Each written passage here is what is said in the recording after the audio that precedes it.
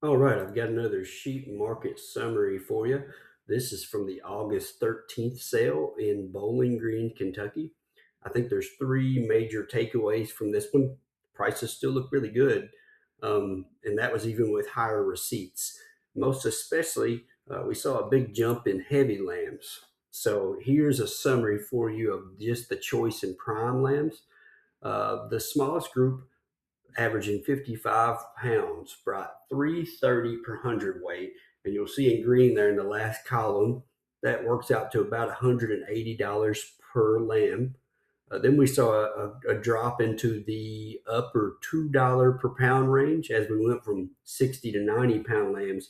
And then we had this kind of weird outlier of that I've got highlighted in green there of 110-pound average weight lambs that brought an average of 250 per hundredweight.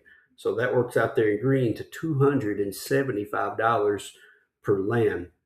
So that was by far our best value as far as dollars you get per animal sold. If we compare that to the last sale, so the July sale in Bowling Green, it's kind of mixed. Smaller lambs were up a little, mid-weight down just a little, and then we have this weird outlier group. Just for clarity, the best comparison I could make here to that 110-pound group that sold just a week ago was a 107-pound group that sold in July. So if I compare those two groups, I'm seeing a more than a 20% increase for those heavy lambs. And that's, as I mentioned, that's even with a big jump in receipts. So about 700 lambs at last sale and 942 at the August 13th sale. I tried to go back and compare that to last year at this time, and receipts were more similar to the July sale, 772. So almost a 30% increase in numbers. And what's nice about that is we still had a steady market noted by the USDA, even with uh, more animals sold. So what are you going to do now if you're holding a group of market lambs? I think a really good argument can be made that if you've got lambs that are finished, uh, maybe especially if you've got heavy lambs, maybe you put them on the market right now.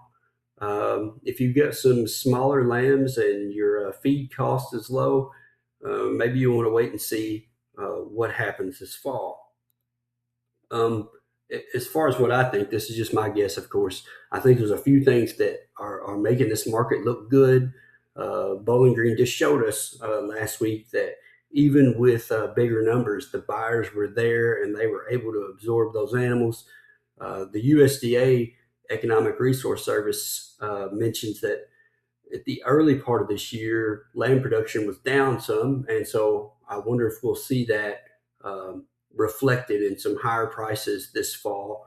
But I also wonder if there's some seasonal risk if a lot of animals flood the market this fall as those spring lambs reach their finish weight.